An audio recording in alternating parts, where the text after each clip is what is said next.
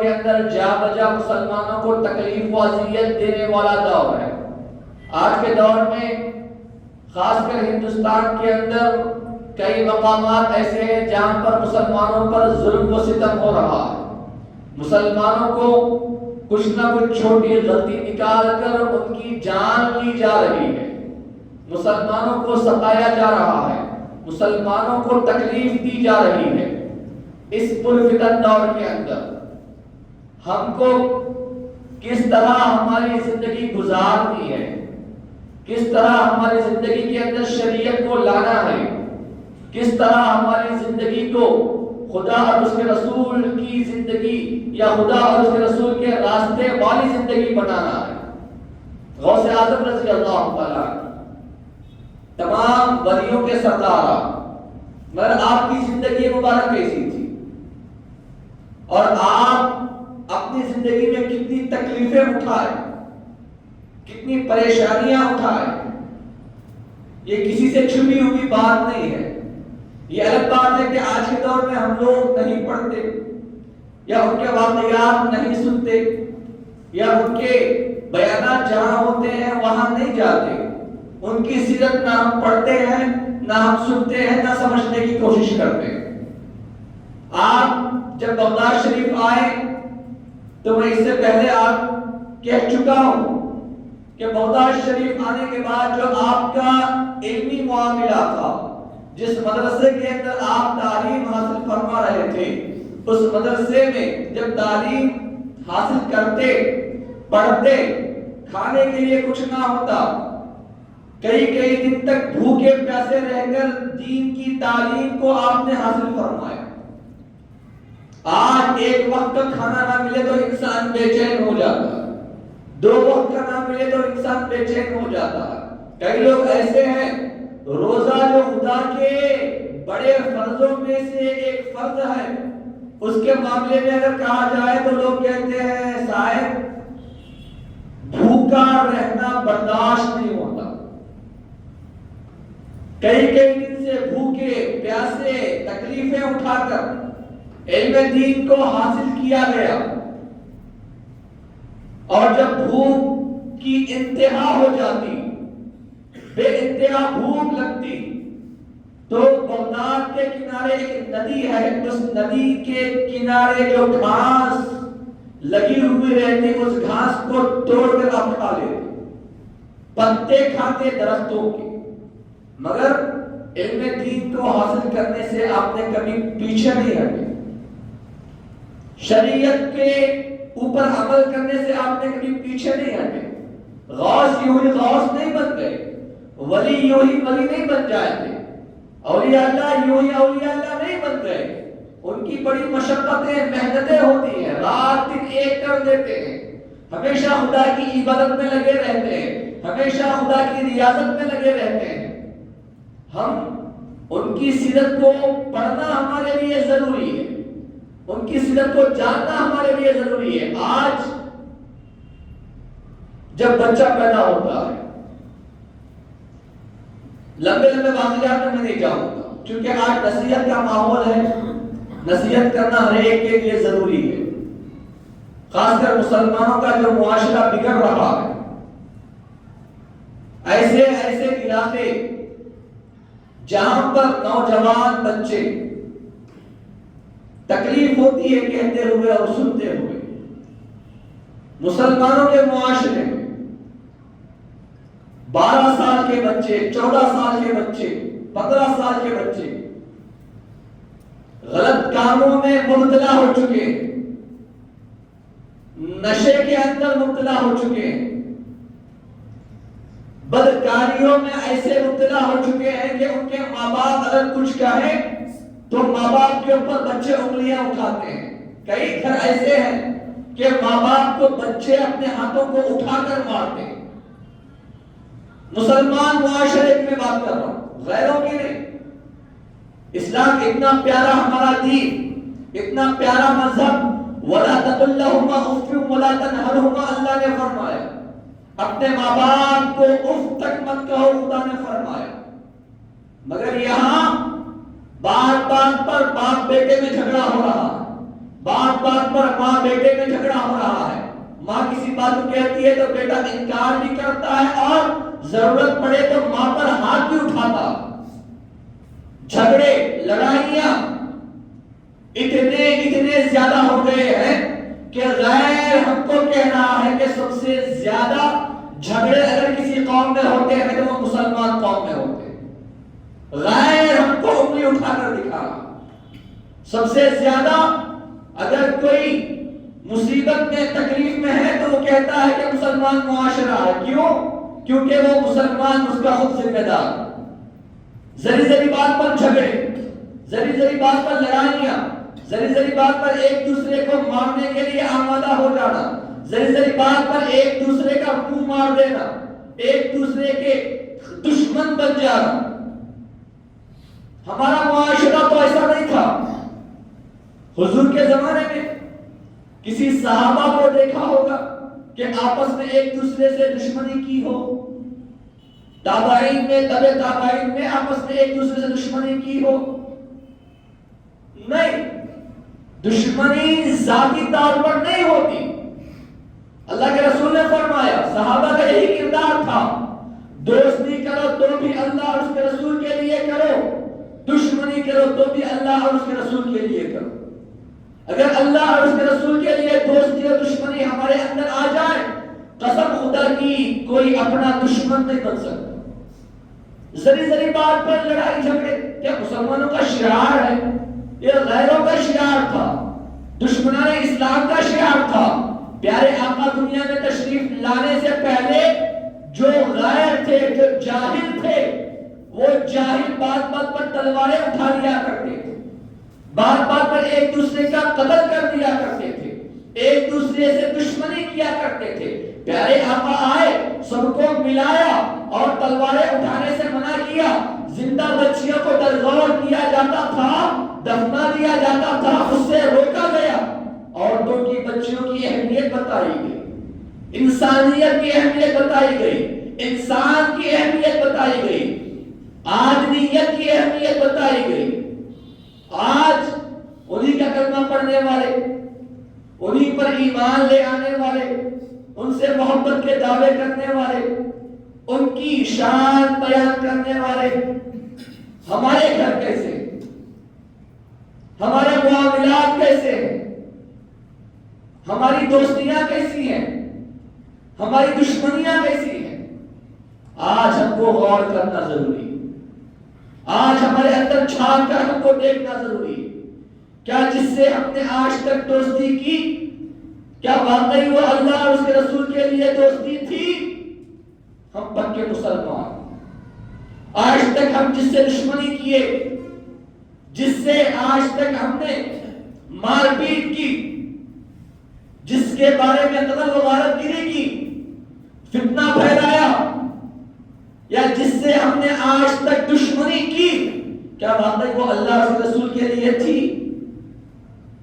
اگر تھی تو ہم مسلمان نہیں، ہمارے نفس کے لیے تھی، پرسنل تھی۔ جان لو مولا علی رضی اللہ تعالیٰ، وہ جلیل القدر صحابی رسول، وہ علی جس کے بارے میں اللہ کے رسول نے فرمایا، من کنت مولا فہذا علی مولا، جس کا میں مولا ہوں اس کے علی مولا۔ اور اہل بیت میں سے آتے، بنتن پاک میں سے آتے، آل رسول میں سے آتے، وہ مولا علی جنگ کے دوران ایک دشمن آگ پر تھوک دیتا ہے، تلوار ہاتھ میں ہے،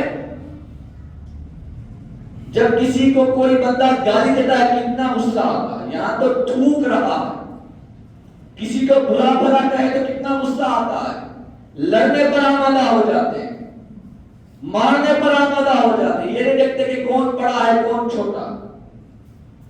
تھوک دیا، مولا علی جو تلوار گردن پر تھی دشمن کے، ہم فوراً نکال لیتے، تلوار کو ہٹا لیتے۔ دوسرے صحابہ نے پوچھا کہ اے علی کرم اللہ وجہہ الکریم، اس کی گردن تمہاری تلوار کے نیچے تھی اور وہ بھی تم پر تھوکا تھا، چاہیے تھا کہ اس کو 2 وار کے بجائے اور بڑھ کر وار کرتے، مگر فوراً تم اپنی تلوار کو ہٹا لیے. کیا معاملہ ہے، کیا ماجرا ہے؟ مولا علی فرماتے ہیں اگر میں اس کو میرے اوپر تھوکنے کے بعد میں اس کے گلے پر وار کرتا، اس کو قتل کر دیتا، تو وہ دشمنی میری دشمنی ہوتی، اسلام کی دشمنی نہیں ہوتی. میں یہاں پر آیا ہوں اسلام کو بچانے کے لیے، میں یہاں آیا ہوں اسلام کی طرف سے لڑنے کے لیے. اگر وہ مجھ پر تھوکنے کے بعد جو میرے اندر غصہ تھا میں اس کو مارتا تو اسلام کے لیے نہیں ہوتا بلکہ خود کے لیے مارنا ہوتا. اسی لیے میں نے اپنی تلوار کو ہٹا لی. اتنا بڑا معاملہ ہونے کے بعد بھی اپنی تلوار کو ہٹا لیا گیا. کیوں؟ کیونکہ اللہ کے رسول کا فرمان، دوستی کرو تو بھی اللہ اور اس کے رسول کے لیے، دشمنی کرو تو بھی اللہ اور اس کے رسول کے لیے. آج ذرا اپنے گریبان میں جھانک کر دیکھیں، دوستی کس لیے ہوتی ہے، دشمنیاں کس لیے ہوتی ہیں، گھریلو جو لڑائیاں ہیں وہ کس لیے ہوتی ہیں. ذری ذری بات پر لڑائیاں شروع، ذری ذری بات پر ایک دوسرے پر لڑنے کے لیے آمادہ ہو جاتے ہیں. حالانکہ دونوں طرف مسلمان، دونوں طرف رشتے دار، بھائی بھائی میں آخروں میں نہیں جمتا ذری بات کے لیے. دو طرف عورتیں آ جاتی ہیں، یہ عورت اپنے بچوں کو کچھ کہی، وہ عورت اپنے بچوں کو کچھ کہی، دونوں طرف بھائی لڑنا شروع. اسلام یہی سکھاتا ہے. صحیح معنوں میں اسلام جانتے ہوتے، شریعت پر عمل کرنے والے ہوتے، شریعت کے پابند ہوتے، قرآن اور حدیث کو جاننے والے ہوتے، پڑھنے والے ہوتے، قسم خدا کی ایسا کبھی نہیں ہوتا. کیونکہ ہم قرآن سے دور ہو چکے ہیں، حدیثوں سے دور ہو چکے ہیں. ہمارا کچھ لینا دینا ہی نہیں ہے قرآن سے، حدیثوں سے. کتنے لوگ ایسے ہیں کہ قرآن کو کبھی معنی کے ساتھ پڑھا، کبھی قرآن کا معنی جاننے کی کوشش کی ہو، تفسیر پڑھنے کی کوشش کی ہو، علماء کے پاس بیٹھ کر سمجھنے کی کوشش کی ہو؟ نہیں. ہم کو ہمارا پیار کیا ہے، ہماری گھریلو زندگی کیا ہے، ہم کس لیے دنیا میں پیدا کیے گئے؟ کمانے کے لیے اور کھانے کے لیے، اور اپنے بیوی بچے خوش رہے خوش کرنے کے لیے. پھر قرآن کس کام کا؟ نعوذ باللہ. حدیثیں کس کام کی؟ سیرت مصطفیٰ کس کام کی؟ میلاد مصطفیٰ کیوں ہوا؟ اگر ایسا معاملہ ہونا تھا تو انبیاء کو اللہ نے دنیا میں کیوں بھیجا؟ آدم علیہ السلام سے لے کر 1,24,000 کم و بیش جو انبیاء آئے، کیوں آئے؟ تب بھی انسان تھے، آج بھی انسان ہے. وہ بھی اپنی زندگی گزارتے تھے، آج بھی اپنی زندگی ہم گزار رہے ہیں. انبیاء کو بھیجنے کا مقصد کیا تھا؟ تاکہ ہماری زندگی سدھر سکے، ہماری آخرت سدھر سکے، ہم صحیح راستے کو اپنا سکے، صحیح راستے پر چلنے والے بن سکے، جہنم سے نکال کر جنت میں ہمارے رسول نے داخل کروانے کا وعدہ لیا. کب؟ جبکہ ہم صحیح راستے پر ہوں، صحیح شریعت پر ہوں.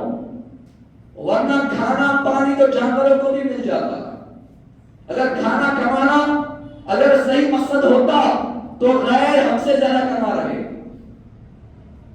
جو اسلام سے باہر ہے وہ ہم سے زیادہ کما رہے. کیوں؟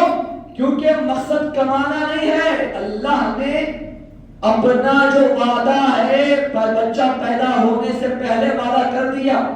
کس کے نصیب میں کتنا کھانا ہے، کس کے نصیب میں کتنا نہیں کھانا ہے، کب کھانا ملے گا کب نہیں ملے گا، اللہ نے نصیب میں سب لکھ دیا. ہاں، محنت کرنا، حلال کی روزی کمانا ضروری ہے.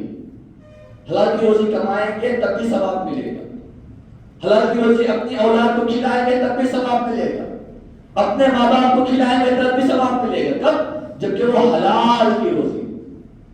حرام کے اوپر آمادہ ہونا، جھوٹ بول کر کمانا، ایک دوسرے کا منہ مارنا، یتیموں کا مال کھا جانا، بھائی بھائی کا مال کھا جانا، یہ حلال نہیں ہوتا، یہ حرام ہوتا.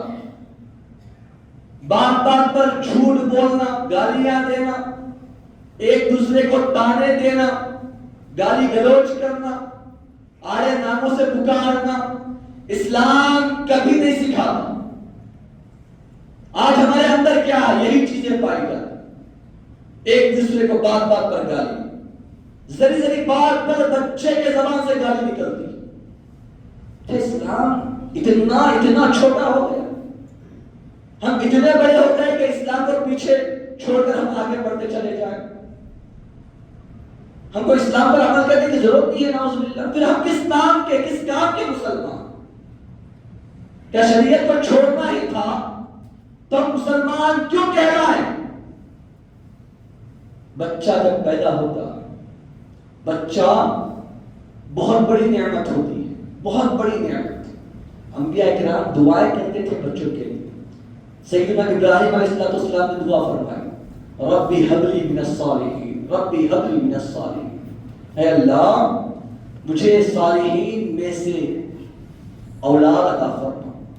ابراہیم علیہ السلام نے دعا فرمائی۔ زکریا علیہ السلام دعا فرماتے ہیں سورہ آل عمران کے اندر، ربی ہب لی من لدنک ذریۃ طیبہ انک سمیع الدعاء، ربی ہب لی من لدنک ذریۃ طیبہ، پاک مجھے اولادوں میں سے پاک اولاد عطا فرما، انک سمیع الدعاء، بے شک تو دعاؤں کو سننے والا ہے۔ انبیاء کرام اولاد کے لیے دعا فرما۔ اولاد بہت بڑی نعمت ہوتی ہے۔ جب اولاد ہوتی ہے تو انسان بڑا خوش ہو جاتا ہے، بڑا خوش ہو جاتا ہے۔ اللہ کے رسول نے فرمایا ان اولاد جب ہوتی ہے تو 7 دن کے بعد 7ویں دن اس کا عقیقہ کرو۔ کیوں؟ کیونکہ وہ بچے کی طرف سے جو بچہ اولاد تم کو ہوئی ہے نعمت کا اظہار کرو، اور اس کے جو چیزیں ہیں، پارٹس آف باڈی ہیں، ان کے ذریعے جو تم عقیقہ کرتے ہو، جانور ذبح کرتے ہو، اس کے ذریعے فدیہ دے دو، اس کے بدلے فدیہ دے دو۔ کیوں؟ کیونکہ تم کو اللہ نے بہت بڑی نعمت عطا کی۔ جس کو اولاد نہیں ہے اس کو پوچھو اولاد کی نعمت کیا ہوتی ہے۔ انبیاء کرام دعائیں کرتے تھے اولادوں کے لیے، اور وہ بھی کون سی اولاد؟ ابراہیم علیہ السلام نے دعا فرمائی من الصالحین، صالحین میں سے عطا فرما۔ زکریا علیہ السلام دعا فرمائے ذریۃ طیبہ، پاک اولاد عطا فرما۔ اور جب بھی ہم دعا کریں صرف اولاد نہیں، صالح اولاد یا پاک اولاد کی دعا کریں۔ اور زکریا علیہ السلام کے بارے میں روایتوں میں آتا ہے کہ آپ کی عمر زیادہ ہو گئی تھی، اور آپ کی جو بیوی ہیں ان کی عمر بھی زیادہ تھی، جس کی وجہ سے اولاد نہیں ہو سکتی تھی۔ مگر آپ نے جب دعا فرمائی کہ اللہ مجھے اولاد، پاک اولاد عطا فرما، تو اللہ ایسی عمر میں بھی ان کو اولاد عطا فرما۔ اللہ عطا کرنے پر آئے تو بے حساب عطا کرتا ہے، بے حساب نوازتا ہے، مگر ہم کو بھروسہ نہیں ہے کہ اللہ کب عطا کرتا۔ ہم اللہ پر ایمان تو لاتے ہیں مگر بھروسہ نہیں کرتے، نعوذ باللہ۔ یہ ہمارا آج کا معاشرہ ایسا بن چکا کیونکہ اللہ دکھتا نہیں۔ جب ڈاکٹر کے پاس کسی بچے کو لے کر جائے جبکہ اس بچے کو بخار ہو، ڈاکٹر جو دوائی دیتا ہے یاد رکھیں اس دوائی کے ذریعے جو بخار کم ہوتی ہے، ایمان کس پر ہونا چاہیے؟ ڈاکٹر پر، دوائی پر، یا خدا پر؟ کس پر ایمان ہمارا ہونا چاہیے؟ ہمارا ایمان نہ ڈاکٹر پر ہونا چاہیے نہ دوائی پر ہونا چاہیے، ہمارا ایمان خدا پر ہونا چاہیے۔ یہ ایک ذریعہ ہے ڈاکٹر، دوائی ایک ذریعہ ہے بخار کو کم کرنے کے لیے، مگر حقیقت میں بخار کو کم کرنے والا خدا ہے، حقیقت میں بیماری کو کم کرنے والا خدا ہے۔ خدا ہی بیماری دینے والا ہے اور خدا ہی بیمار کو اچھا کرنے والا۔ یہ ایمان ہمارے اندر آنا چاہیے۔ آج کتنے لوگ اس پر ایمان رکھتے ہیں؟ بچے کو بخار آئی، بھاگ کر لے کے ڈاکٹر کے پاس دوائی کھلائی۔ کون بچے کو بخار کم ہونے کے بعد یا بیماری ختم ہونے کے بعد خدا کا شکر ادا کرتے ہیں؟ خدا کی نعمتوں پر آج کے دور میں کتنے لوگ ہیں جو خدا کا شکر ادا کرتے ہیں؟ خدا نے فرمایا وشکرولی، میرا شکر ادا کرو، ولا تکفرون، انکار مت کرنا، کیونکہ میں ہی سب کچھ دینے والا ہوں۔ اولاد کی بات جب چلی تو وقت زیادہ ہو گیا، باتیں میں جو آج کے دور میں نصیحت کی ہے وہ بتاتا چلے۔ اولاد کی تربیت صحیح کرنا ضروری ہے۔ 3 چیزیں اللہ کے رسول نے فرمایا، اپنے بچوں کو سکھاؤ، اپنے بچوں کو تربیت دو، ادبو، ادب سکھاؤ 3 چیزوں کا۔ پہلا قرآن مجید کا، قرآن شریف کا ادب سکھاؤ، دوسرا رسول کی محبت سکھاؤ، تیسرا رسول کی اولاد کی محبت سکھاؤ۔ آج لوگ کیا واقعی قرآن کا ادب کرتے ہیں؟ قرآن کے ادب سے کیا مراد ہے؟ قرآن لاؤ تو بڑے ادب سے اٹھا کر اوپر رکھ دیں، یہ ادب ہے قرآن کا؟ قرآن کے ادب سے مراد قرآن کو سیکھنا ہے، قرآن کے ادب سے مراد قرآن کو پڑھنا ہے، قرآن کے ادب سے مراد قرآن کو سمجھنا ہے، قرآن کے ادب سے مراد قرآن کے بتائے ہوئے راستے پر چلنا ہے۔ ادب کرنا مطلب اٹھا کر بڑے بڑے اونچے اونچے خانوں میں رکھنا نہیں۔ کتنے گھروں میں آج کے دور میں قرآن پڑھا جا رہا، کتنے گھروں کے اندر قرآن کی تفسیر ہو رہی، قرآن کی تشریح ہو رہی، قرآن کے معنی پڑھائے جا رہے۔ الٹا تو ہم کو کالج پڑھنے سے فرصت نہیں، ہمارے بچوں کو اسکول پڑھانے سے فرصت نہیں، ٹائم نہیں ملتا ہے۔ کیوں؟ کیونکہ دنیا کا علم حاصل کرنا ہمارے لیے ضروری ہو گیا۔ دنیا پڑھنا، دنیا کمانا، یہی مقصد ہمارا ہو گیا۔ دنیا کمانا یہ دنیا کے حد تک ہے، مر جائیں گے تو دنیا ساتھ آئے گی۔ خبر والا فرشتہ بھی نہیں پوچھتا کہ تو کتنے کروڑ لے کر آیا، کتنے پیسے لے کر آیا۔ سفید کفن باندھ دیا جاتا ہے، گڑھے میں ڈال دیا جاتا ہے۔ جتنا کمایا اس کی اولاد ایک دوسرے سے لڑنے لگتی ہے کہ یہ میرا وہ تیرا۔ اللہ کے رسول نے فرمایا میراث صحیح معنوں میں اگر اپنے بچوں کو پراپرٹی دینا ہے، علم دو اور صحیح تربیت دو، بچہ بہت کمانے والا بن جائے۔ میرے بچے کے لیے میں یہ رکھ کر جاؤں گا، وہ رکھ کر جاؤں گا، میرا بچہ بعد میں کیا کھائے گا، نہیں۔ صحابہ اکرام اپنی اولادوں کے لیے پراپرٹی نہیں رکھی، اللہ کے رسول اپنی اولاد کے لیے اتنے بڑے نبی ہو کر پراپرٹی نہیں رکھے، اولیاء اللہ اپنی اولادوں کے لیے پراپرٹی نہیں رکھے۔ کسی ایک تاریخ کھول کر بتائیں کہ فلاں نبی نے اپنی اولاد کے لیے پراپرٹی رکھی تھی، فلاں ولی نے اپنی اولاد کے لیے پراپرٹی رکھی تھی۔ پراپرٹی اصل میں کیا؟ غوث اعظم کی اولادیں جو اتنی اولاد تھی، آپ کو کیا پراپرٹی تھی؟ ایک ہی پراپرٹی، تربیت اور علم دیا گیا، جس کی وجہ سے ان کی اولاد بھی اولیاء اللہ بن گئی۔ خواجہ غریب نواز رحمۃ اللہ علیہ جو ہندوستان آئے، معین الدین چشتی اجمیری، آپ نے اپنی اولاد کو کیا پراپرٹی دی؟ صحیح تربیت دی اور علم دیا، جس کی وجہ سے ان کی اولاد بھی اولیاء اللہ ہے۔ بندہ نواز جتنے اولیاء اللہ ہیں، صحیح علم کا دینا، صحیح تربیت کا دینا، وہی سب سے بڑی میراث ہے، وہی سب سے بڑی پراپرٹی ہے۔ آج کے دور میں بچوں کا بگڑنا بچوں سے زیادہ ماں باپ کا ہاتھ ہے۔ ماں باپ اپنے بچوں کو چھوڑ دیتے ہیں، بچے جو خواہش کرتے ہیں اگرچہ کہ وہ شریعت کے خلاف ہے، تب بھی اس کو وہ چیز لا کر دے دیتے، جس کی وجہ سے بچہ بگڑتا جاتا ہے، بگڑتا جاتا۔ آج بچے اسکولز پڑھتے ہیں، کیا واقعی اسکولز پڑھتے ہیں؟ کبھی کسی باپ سے پوچھا؟ اللہ ماشاءاللہ ہمارا بچہ کیا پڑھ رہا ہے؟ کبھی ماں نے بچے کے کتابوں کو کھول کر، بچیوں کی کتابوں کو کھول کر دیکھا ہو کہ ہمارے بچے صحیح معنی میں جو پڑھ رہے ہیں حقیقت میں پڑھ رہے ہیں کہ نہیں پڑھ رہے؟ بچے کالج جاتے ہیں، کیا واقعی وہ کالج جاتے ہیں؟ کیا کسی باپ نے، اللہ ماشاءاللہ کئی باپ اچھے ہیں، بچوں پر بچیوں پر آج کے دور میں نظر رکھنا بھی ضروری ہے، جاسوسی نہیں، نظر رکھنا تربیت کا ایک بڑا حصہ کہ واقعی ہماری بچی صحیح معنی میں کالج جا رہی ہے کہ نہیں جا رہی ہے، پڑھ رہی ہے کہ نہیں پڑھ رہی ہے۔ آج کئی بچیاں ایسے جو ایک دوسرے کے ساتھ محبت کرتے ہوئے بھاگ جاتے ہیں، غیروں کے ساتھ بھاگنا شروع کر دی۔ کس کی وجہ سے؟ اولاد بچوں کی تربیت صحیح نہیں کرتے، بچپن سے جو اسکول پڑھاتے ہیں، جو کالج پڑھاتے ہیں، وجہ کیا ہے؟ ہمارا بچہ اچھا بنے، بچی اچھی بنے۔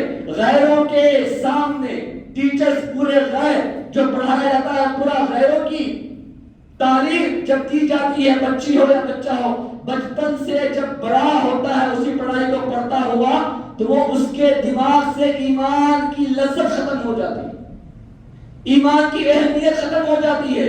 جب بڑے ہوتے ہیں تو سب کو وہ برابر سمجھتے ہیں، یہ بھی برابر وہ بھی برابر۔ کیوں؟ کیونکہ بچپن سے اس کو صحیح ایمان کی تعلیم نہیں دی گئی، قرآن و حدیث نہیں بتایا گیا، ایمان کی محبت اس کے دل میں نہیں ڈالی گئی۔ بچپن سے لے کر بڑے ہونے تک اس کے دل و دماغ میں بس یہی ڈالا گیا کہ اسکول اصل ہے، انگریزی تعلیم اصل ہے، کالج اصل ہے، بڑے ہو کر یہ کرنا ہے۔ کبھی دین کے بارے میں دین اصل ہے بتایا گیا؟ اللہ اور رسول کی محبت کو کبھی دل میں ڈالا گیا؟ آج چند سال نوجوان بچے پڑھ لے کر جو نشہ آور چیزیں استعمال کر رہے ہیں، بات بات پر انجیکشن لے رہے ہیں۔ کرپا شہر کے اندر کئی ایسے علاقے ہیں جہاں پر بچوں کو پکڑا گیا، کون ذمہ دار ہے؟ پورے کے پورے مسلمان بچوں کو پکڑا گیا۔ غیروں کی بات ہم کو نہیں کرنا، غیر سے ہمارا کوئی تعلق نہیں ہے، اپنے بچے کیسے ہم کو یہ دیکھنا۔ کبھی دیکھا گیا پورے کے پورے مسلمان بچے ویڈیو بنا اپنے لوگ کر رہے ہیں، دیکھو یہاں پر مسلمان بچے، وہاں پر مسلمان بچے دکھایا جا رہا ہے، نیچے زمین پر انجیکشن پڑے ہوئے، نشہ آور چیزیں پڑی ہوئی، چند سالوں میں بچہ برباد، زندگی برباد۔ کون ذمہ دار ہے؟ اللہ نے فرمایا قرآن مجید کے اندر، اے میرے بندوں، میں نے تم کو میری عبادت کے لیے پیدا کیا۔ اللہ کے رسول نے فرمایا بچہ جب 7 سال کا ہو جائے تو اس کو مسجد لایا کرو نماز کے لیے۔ اولاد کو لانا تو بہت دور، یہاں باپ پڑھ لے تو بہت بڑی بات ہے، اللہ ماشاء اللہ سب کو نہیں بول رہا، اگر کسی کو برا لگے تو معافی چاہتا ہوں۔ باپ نماز پڑھنا بہت بڑی بات ہے، دنیا میں اتنا لگ گیا ہے، اتنی دنیا کی خواہشیں ہیں کہ نماز کے لیے آنا تو بہت دور، اذان ہوتی ہے تو اپنا کاروبار چلتا رہتا ہے۔ اذان جیسی اتنی فضیلت والی چیز جس کے اندر اللہ کی کبریائی بیان کی جائے، اللہ کی بڑائی بیان کی جائے، باپ نہیں آتا بیٹے کو کیا لائے؟ 7 سال کی عمر سے اولاد کو نماز کے لیے لے کر آئے، 10 سال ہو جائے تو اگر بچہ نہ آتا ہو نماز کے لیے تو اس کو مارنے کا حکم اللہ کے رسول نے مار کر نماز کے لیے لے کر آئے۔ کتنی بڑی فضیلت نماز کی، کتنی بڑی اہمیت نماز کی۔ قرآن مجید کے اندر جیسے کہ میں نے آپ کے سامنے آیت بیان فرمایا، وَأْمُرْ أَهْلَكَ بِالصَّلَاةِ وَاسْتَبِرْ عَلَيْهَا، وَأْمُرْ أَهْلَكَ، اپنی اولاد کو حکم دو، اپنی آل کو حکم دو، بالصلاۃ، نماز کی، وَاسْتَبِرْ عَلَيْهَا، اور تم بھی اس پر ڈٹے رہو، نماز پڑھتے رہو۔ پھر اللہ نے فرمایا رزق کے بارے میں تم سے سوال نہیں کروں گا، کیونکہ رزق میں خود دینے والا، رزق میں خود دینے والا۔ ہاں حرام کماؤ گے تو سوال ہوگا، حرام کا ایک ایک روپیہ کماؤ گے، ایک ایک پیسہ کماؤ گے، اس کا سوال ضرور ہوگا۔ حلال روزی روٹی ہے وہ خود تم کو دینے والا۔ نماز پڑھنے سے بے چینی ختم ہو جاتی ہے، نماز پڑھنے سے بے سکونی ختم ہو جاتی ہے، سکون مل جاتا ہے، ایسا لگتا ہے کہ بڑی ذمہ داری ہماری ختم ہو گئی۔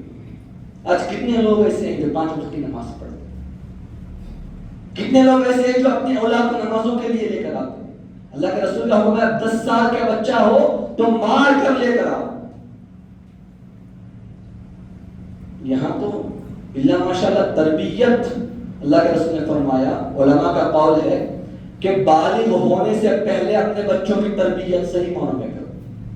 بالغ ہونے کے بعد بچہ ہاتھ نہیں لگ سکتا، تمہاری بات نہیں سنتا، کیونکہ جب تک جھاڑ نیا نیا نکلا ہے اس کی ڈھالیاں بہت نرم ہوتی ہے، جس طرح مڑو گے مڑے گی، اسی طرح موڑتے رہو جس طرح موڑنا۔ جب جھاڑ بڑا ہو جائے گا، سخت ہو جائے گا، موڑ نہیں سکتے، موڑنے کی کوشش کریں گے تو ٹوٹ جائے گا۔ بچہ نابالغ ہے، بالغ ہونے سے پہلے اس کی صحیح معنوں میں تربیت کرو، صحیح معنوں میں اس کی اصلاح کرو، اللہ اور اس کے رسول کی بے انتہا محبت اس کے دل میں ڈالو، خدا کا خوف اس کے دل میں ڈالو، بات بات پر اس کو سوچنے پر آمادہ کرو۔ تم جو بھی کر رہے ہو خدا تم کو دیکھ رہا، تم جہاں بھی جا رہے ہو خدا تم کو دیکھ رہا، تم جھوٹ بولو تب بھی خدا تم کو دیکھ رہا، تم سچ بولو تب بھی تو خدا تم کو دیکھ رہا۔ اور اللہ کے رسول کی محبت، اللہ کے رسول کی آل کی محبت اس کے دل میں ڈالو۔ صحیح تربیت بچوں کو دینا ہے تو ماں باپ صحیح راستے پر ہونا ضروری ہے۔ اگر ماں باپ صحیح راستے پر نہیں ہوں گے، بچہ ماں باپ کو دیکھ کر سیکھے۔ اللہ کے رسول کا قول ہے نا کہ بچہ جب پیدا ہوتا ہے تو اسلام پر پیدا ہوتا ہے، اور جب بڑا ہوتا ہے تو ماں باپ کو دیکھ کر، ماں باپ کے عقیدے کو دیکھ کر وہ یہودی، عیسائی اور مجوسی کافر بنتا ہے۔ کب؟ جبکہ وہ بچپن سے ماں باپ کو وہ کام کرتا ہوا دیکھتا ہے۔ وہ تو یہودیوں کے لیے، عیسائیوں کے لیے تھا، حقیقت میں اگر دیکھا جائے وہ حدیث ہمارے لیے بھی۔ کیوں؟ بچپن سے اگر ماں باپ گالی گلوچ دیتے ہوئے بچے کو بڑا کرے تو بچہ گالی گلوچ دے گا۔ بچپن سے بچہ دیکھے گا کہ ماں باپ اگر جھوٹ بول رہے ہیں تو بچہ بھی جھوٹ بولے گا۔ بچپن سے بچہ دیکھے گا کہ باپ دوسروں کو دھوکہ دے رہا ہے تو یہ بھی دھوکہ دیتا ہوا بڑا ہوگا، اور اس کو کوئی بڑی چیز نظر نہیں آئے گی، کیونکہ باپ کو دیکھتے رہتے بڑا ہوگا وہ تو بڑا دھوکہ بھی اس کو چھوٹا نظر آئے گا، بڑا جھوٹ بھی اس کو چھوٹا نظر آئے، کیونکہ وہ بچپن سے دیکھتا ہوا بڑا ہوگا۔ یہ ایسی تربیت اگر ہم کو بچوں کی کرنا ہے تو پہلے خود کو سدھرنا ضروری ہے، خود کو سدھارے، ایمان والی زندگی ہمارے اندر لائے، اللہ اور اس رسول کی محبت ہمارے اندر لائے۔ یہی موقع ہے اسلام کو اپنے اندر لانے کا، ورنہ تو آپ دیکھ چکے ہیں ہندوستان کے حالات کیا ہیں، بات بات پر تکلیفیں دینا، اذیتیں دینا، مصیبتیں لانا، مسلمانوں کو نہ جانے کیسے کیسے الفاظ سے، القاب سے نوازنا۔ آپ جانتے ہیں ہندوستان کی حالت۔ آج کے دور میں ہم کو ایک ہونا، آج کے دور میں مسجدوں کو بھرنا ضروری ہے، آج کے دور میں قرآن پڑھنا، اپنے بچوں کو پڑھانا ضروری ہے، آج کے دور میں صحیح معنوں میں شریعت پر خود عمل کرنا، اپنے بچوں کو عمل کروانا ضروری ہے۔ بہت زیادہ ہوگا، انشاءاللہ موقع ملے تو آئندہ جماعت اسلامی کے سامنے